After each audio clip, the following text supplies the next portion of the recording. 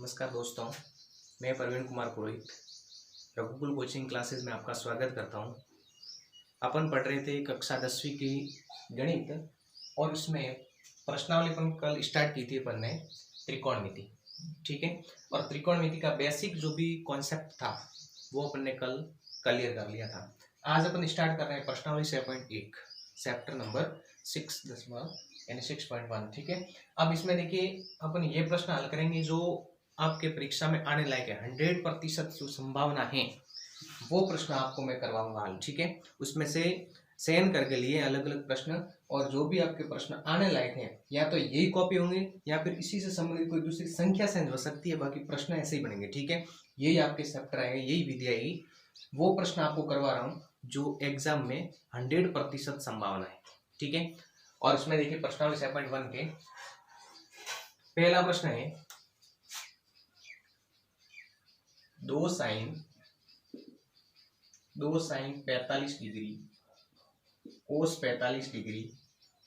ठीक है, अब यहां पर देखिए कल अपन ने पढ़ा था त्रिकोणमिति अनुपात, और उसमें अपन ने किसका मान क्या होता है सारणी अपन ने बनाकर पढ़ा था, या पूरी टेबल बनाई थी और उसके अनुसार अपन को ये प्रश्न हल करने हैं। उस टेबल पे आधारित सभी प्रश्न ये टेबल पे आधारित है। ठीक है, अब यहाँ पर देखिए 2 sin 45, सबसे पहले तो प्रश्न में 2 लिखा हुआ है, 2 लिख दो। sin 45 का मान कितना होता है? sin 45 का मान क्या होता है अपन ने पढ़ा था। sin 0 का मान 0 डिग्री, sin 30 का मान 1/2, sin 45 का मान 1/√2। ठीक है, तो यहाँ पे अपन गुणा 1/√2 फिर गुणा। अब देखिए बीच में कोई निशान नहीं है तो इसका अर्थ होता है गुणा, या फिर कोई डॉट मिल जाए बीच में तो भी होता है गुणा। ठीक है, फिर इसके बाद कोस 45। अब देखिए साइन 45 और कोस 45 का मान समान होता है, साइन 45 और कोस 45 का मान समान होता है, तो 1/√2। नेक्स्ट देखिए ये 2 और 1 से गुणा करने पर 2, और 2 और 1 से गुणा करने पर 2, और √2 और √2 से गुणा करने पर 2 होता है। 2 का भाग 2 में कितनी बार जाएगा? 1 बार। ये आपका पहले वाला चैप्टर क्लियर। अब देखिए प्रश्न क्या कह रहा था, 2 sin 45 कोस 45 का मान अपन को ज्ञात करना है।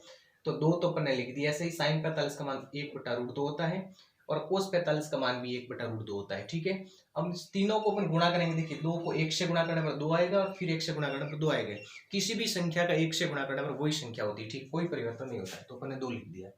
फिर √2 और √2 दोनों से गुणा करने पर आपके 2 आ जाएंगे। ठीक है, तो देखिए 2 का 200, 2 को 2 से काटने पर कितना आ जाएगा? 1 आंसर आ जाएगा।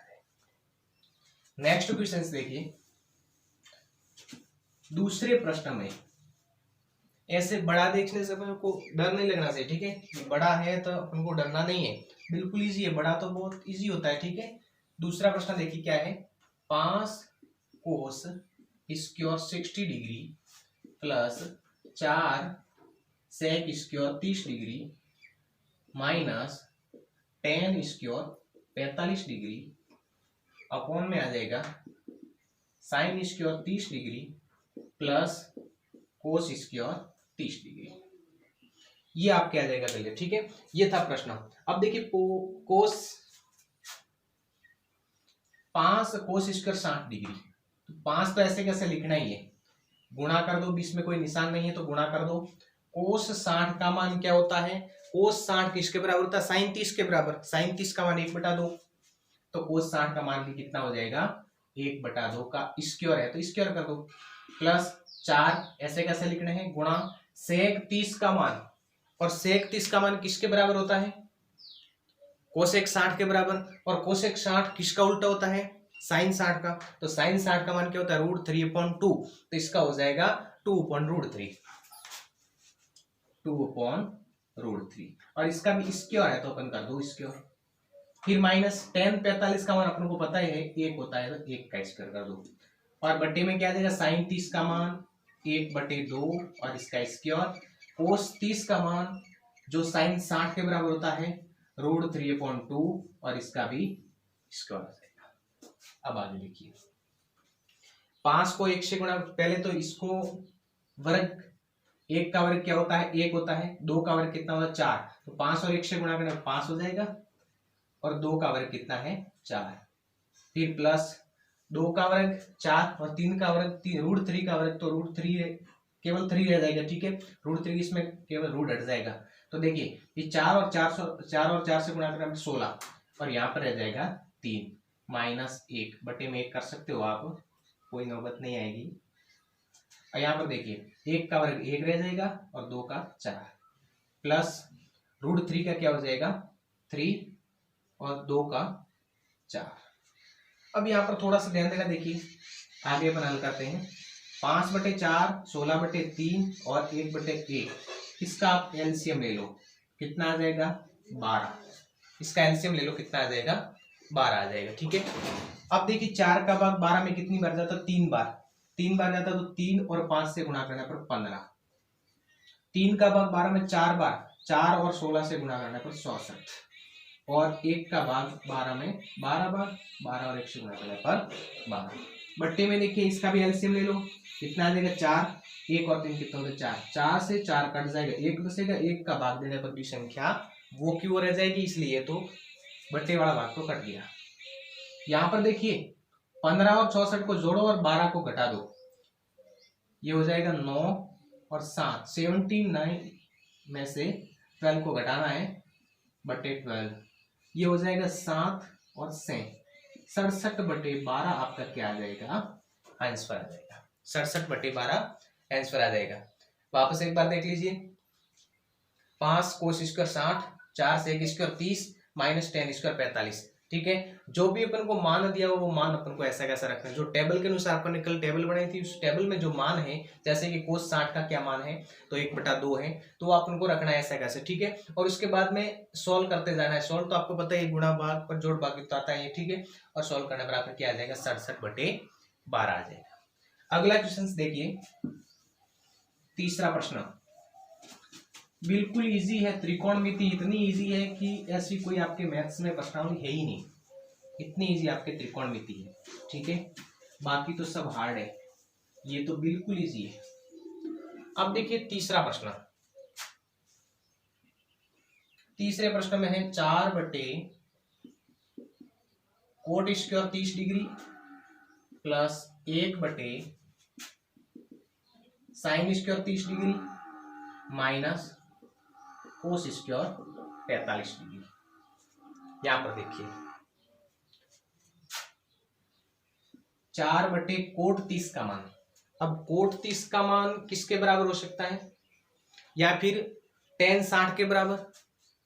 कोट 30 का मान tan 60 के बराबर, और tan में क्या आता है 0, 1/√3 फिर 1 फिर √3, यानी tan 60 का मान है √3, जबकि कोट 30 का मान भी tan 60 के बराबर होता है, इसलिए यहां पर भी आ जाएगा √3 का स्क्वायर, क्योंकि कोट स्क्वायर लिखा हुआ है, प्लस 1 में साइन स्क्वायर 30, और साइन 30 का मान होता है 1/2, और इसका भी कर दो स्क्वायर, माइनस कोस 45 का मान होता है 1/√2, और इसका भी क्या कर दो स्क्वायर, ठीक है। कोस 45 का मान क्या होता है 1/√2। अब आगे देखिए 4/√3 का वर्ग होता है 3 प्लस 1/4, क्योंकि इसका अपन ने स्क्वायर खोला, माइनस 1/2। इसको भेज दो ऊपर, ऊपर भेजने पर देखिए क्या हो जाएगा 4/3 प्लस 4/1 हो जाएगा, 4 चला जाएगा ऊपर, माइनस 1/2। अब यहां पर अपन को लेना है एलसीएम, क्या लोगे एलसीएम। देखिए एलसीएम कितना आ जाएगा 3 से आ जाएगा, ठीक है। 3 का भाग 2 बार 8, 1 का भाग 6 बार 24, और 2 का भाग जाएगा 3 बार, यह आ जाएगा 3। अब देखिए 24 में से 3 गए 21, 21 और 8 कितने होते हैं 29/6, ये आपका क्या आ जाएगा आंसर आ जाएगा। वही प्रोसेस क्या अपन थोड़ा सा ध्यान यहाँ पर देना अपन को, बाकी तो वो का वही प्रोसेस है। देखिए 4/√3 का स्क्वायर था तो 3 लिखा अपन ने, प्लस 1/1/2, ठीक है। तो यहाँ पर देखिए 1/2 का वर्ग अपन ने 1/4 लिखा था, 4 बट्टे में उसको ऊपर भेजेंगे तो कहाँ जाएंगे ऊपर वाले भाग में अंश बन जाएगा ये, ठीक है। तो देखिए 4/3, 4/1, 1/2, इसका अपने एलसीएम लिया, एलसीएम लेने के बाद हल करने में कितना आ जाएगा 29/6 आ जाएगा, ठीक है। अगला प्रश्न देखिए, अगले प्रश्न में क्या दिया हुआ है देखिए, 2 tan 30 डिग्री। चौथे प्रश्न में 2 tan 30 डिग्री और बट्टे में 1 माइनस tan स्क्वायर 30 डिग्री। कोई लंबा क्वेश्चन नहीं है, बिल्कुल इजी है। दिखने में थोड़ा हार्ड लगता है लेकिन है बिल्कुल इजी। देखिए 2 tan 30 डिग्री, 2 tan 30 का मान क्या होता है? tan 30 का मान होता है 1/√3, 1/√3। और यहाँ पर 1 माइनस tan 30 का मान हो जाएगा, वो का वही होता है 1/√3, लेकिन इसका स्क्वायर दिया हुआ तो स्क्वायर लिख दो, ठीक है।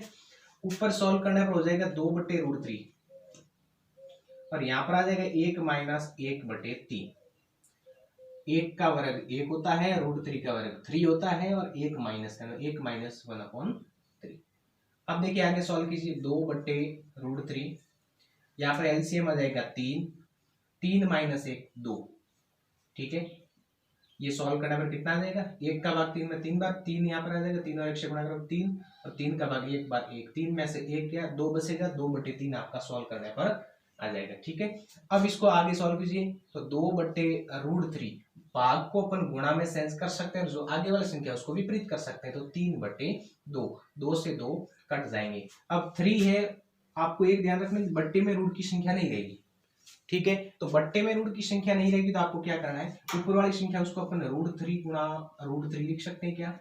दोनों से गुणा करने पर वापस 3 बनते हैं, तो 3 को अपन √3 गुणा √3 लिख सकते हैं, ठीक है, क्योंकि दोनों से गुणा करने पर वापस वो की वो संख्या अपन को मिल जाती है। यहाँ पर है √3 से √3 कट जाएगा, क्या बचेगा अपने पास में? केवल आंसर आएगा √3, ठीक है। ये था आपके चौथा क्वेश्चन। नेक्स्ट है अपने पांचवा क्वेश्चन, बिल्कुल इजी है, x का मान ज्ञात करना है। पांचवें क्वेश्चन में क्या ज्ञात करना है? x का मान ज्ञात करना है। सॉल्व करके कैसे ज्ञात करेंगे वो भी देख लीजिए। पांचवा क्वेश्चन, sin 2x, x का इसमें मान ज्ञात करना है बस। sin 60 cos 30 माइनस cos 60 और sin 30, बिल्कुल इजी है, कोई समस्या नहीं इसमें, ठीक है। अब sin 60 का मान अपन को पता ही कितना होता है, साथ में लिख देता हूं, sin 2x, sin 60 का मान √3/2, cos 30 का मान sin 60 के बराबर होता है, sin 60 के बराबर होता है cos 30 का मान, तो इसका भी हो जाएगा √3/2, माइनस cos 60 का मान 1/2 जो sin 30 के बराबर होता है, तो 1/2, ठीक है। आगे हल करते जाऊं, sin 2x, यहाँ पे 3 से √3 और √3 से गुणा करना पे कितना आ जाएगा? 3/4, 2 से 2 गुणा करना पे 4 आ जाएगा, ठीक है। यहाँ पे 1/4 आ जाएगा। अब आगे देखिए, sin 2x दिखने में बड़ा था लेकिन होगा बिल्कुल छोटा। अब देखिए यहाँ पे एलसीएम आ जाएगा 4, 3 में से 1 क्या कितना रह जाएगा? 2। फिर आगे चलिए, sin 2x बराबर 1/2, और आपको पता है 1/2 किसका मान होता है? sin 30 का मान। 1/2 किसका होता है? sin 30 का मान। तो आगे देखिए, sin 2x बराबर 30 डिग्री। अब 2 गुणे में है, आगे जाएगा तो किसमें जाएगा? भाग में, तो sin x बराबर क्या आ जाएगा? 30/2, यानी आपके x बराबर कितना आ जाएगा? 15 डिग्री। x का मान क्या आ जाएगा? 15 डिग्री। बिल्कुल इजी है, कोई समस्या नहीं। लेकिन इजी कब होगा? जब आप त्रिकोणमितीय अनुपात की जो टेबल है उस टेबल को या तो याद करोगे, समझ के अपन को याद करना, याद बोलो तो रटने की आवश्यकता नहीं उसको, कल मैंने आपको समझाया था ना, रटने की आवश्यकता नहीं है, उसको केवल समझना है। समझने से आपके सभी प्रश्न हो जाएंगे। 7.1 जो भी आपकी प्रश्नावली है पूरी टेबल पर आधारित है, संपूर्ण प्रश्नावली 60 प्रश्नावली पूरी टेबल पर आधारित है। इसलिए आपको क्या करना है, उस टेबल को पहले समझना है, उसके बाद में आपको क्या करना है, ये क्लियर करना है। और मैथ्स का अभ्यास बार बार अभ्यास करना पड़ेगा। पास में एक रफ कॉपी रखो, पेन रखो और बार बार उसको सॉल्व करते जाओ। बिना देखे अपन सॉल्व करेंगे प्रश्न को, तब आपके लेवल बढ़ेगा मैथ का। ऐसे अपन पढ़ने से, जैसे कि हिंदी से पढ़ते हैं, पढ़ते पढ़ते ऐसे समझ में नहीं आएगा। पास में रफ कॉपी रखनी है और उसको बार बार अभ्यास करना है, बिना देखे प्रश्न को हल करना है, तभी आपके जाके मैथ्स का काम सॉल्व होगा। बाकी ऐसे नहीं हो सकता। ठीक है, तो यहाँ पे आज की क्लास यहाँ तक ही सीमित रखें। ठीक है, नेक्स्ट चैप्टर है इसी का 7.1 के प्रश्न अभी बाकी है, तो अगले प्रश्न जो आपको सेंड करके मोस्ट प्रश्न है वो आपको करवाए जाएंगे। ठीक है, वो अगली क्लास में, आगामी क्लास में उस प्रश्नों को सॉल्व किया जाएगा। ठीक है, इसी के साथ में हमारे साथ में बने रहिए, आपको संपूर्ण मैथ का सिलेबस मिल जाएगा। ऐसे आशा करता हूँ कि मैं 25 तारीख तक संपूर्ण आपको सिलेबस उपलब्ध करवा दूंगा। इसी के साथ में हमारे साथ बने रहें और आगे से आगे भेजते रहें। सभी को ये फायदा मिलना चाहिए, क्योंकि समय बहुत सीमित है। अपने पास में केवल 25 दिन ही, मानो 25 दिन ही है, समय बहुत सीमित है। और अपने भाइयों और बहनों को जो आगे 10th क्लास में पढ़ रहे हैं उनको कृपया करके भेजें, शेयर करें, और आप स्वयं भी सब्सक्राइब करें, लाइक करें और आवश्यकता अनुसार शेयर करते रहें। जिस किसी को भी आवश्यकता है कि 10वीं का कोई बच्चा है, स्टूडेंट है, वो पढ़ रहा है और उस तैयारी के लिए कोई मैटर सही है उसको, तो अभी विद्यालय में तो अपने कोचिंग चलेगी नहीं या क्लासें चलेगी नहीं, और बिना निःशुल्क आपको ये मिल रहा है काम। ठीक है, इसलिए अपने विद्यार्थियों को, अपने सहपाठियों को, फ्रेंड्स को क्या करो, आगे शेयर करते रहो। ठीक है, इसी के साथ में धन्यवाद। अपना और अपने परिवार का ध्यान रखें और पढ़ाई में लगन से पढ़ाई करें। ठीक है, धन्यवाद।